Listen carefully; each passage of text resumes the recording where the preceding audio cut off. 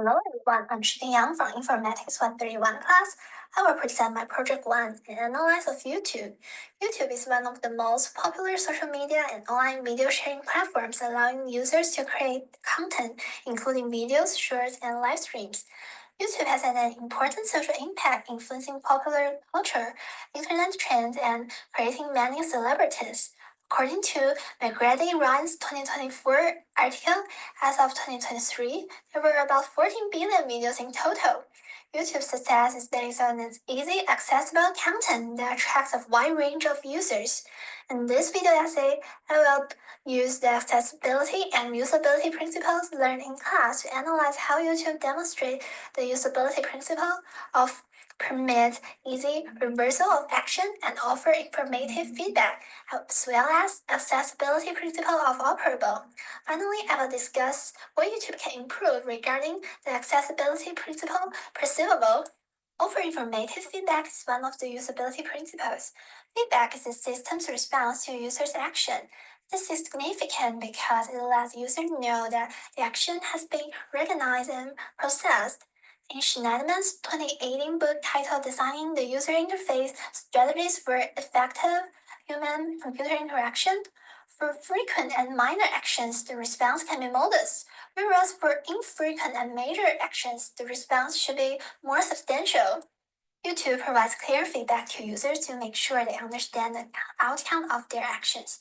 It reduces confusion and makes the platform more user-friendly. In first image, the user is searching offline. YouTube shows a feedback message with an image and a retry button to let the user know he or she is offline. In the second image, the user searched for a strange keyword including multiple J and L without related videos. YouTube presents the message to let the user know that no result has been found and suggests the user try another keyword. The last image shows that YouTube displayed a red process line at the top of the screen during the search to let users know how much of the search process has been completed. These visual feedbacks help users understand the process of their actions and reduce confusion.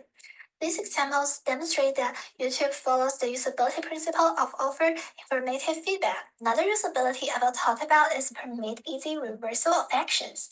This is essential to let users be able to make any change or delete the actions they have done before.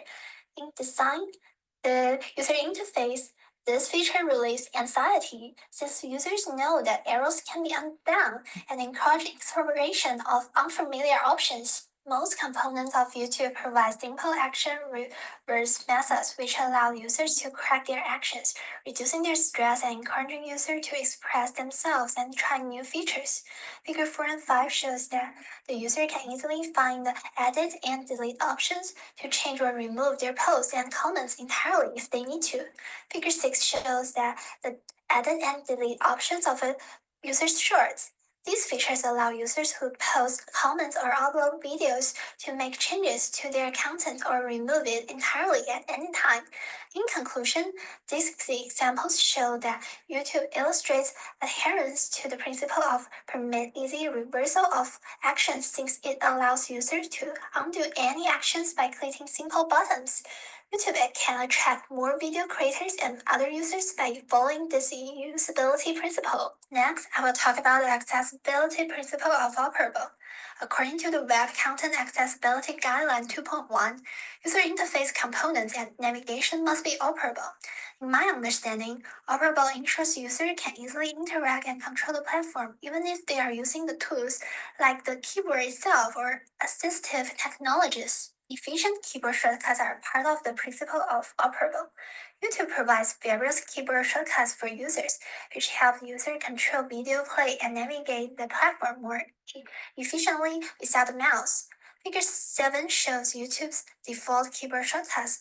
Users can use K to stop or play the video, J and L to rewind, and forward 10 seconds. These keyboard shortcuts also meet the requirement that they are only active when the component has focus. Figure 8 shows when searching, the video player is not focused. J and L aren't active as keyboard shortcuts. When the video player is focused, L and J work as the shortcuts to forward or rewind 10 seconds of the video.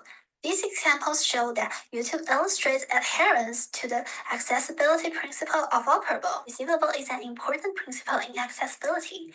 In Web Content Accessibility Guideline 2.1, all non-text content that is presented to the user has a text alternative that serves the equivalent purpose. This principle ensures that the content is accessible to most users. WCAG also includes text can be resized without assistive technology up to 200% without loss of content or functionality. However, YouTube now doesn't provide any options to change the text size across its platform. Figure 9 shows the result of searching change font size in YouTube Help. Users can only change the font by changing the font setting of the user's devices, which is not user-friendly. This limitation makes it difficult for users with vision problems to read menu, video titles, and other interface elements. Adding a text size adjustment option will make it much more accessible and user-friendly for this group. YouTube should improve this option in the future to attract this group of users. In conclusion, YouTube demonstrates strong adherence to usability and accessibility principles, but there are still parts should be improved.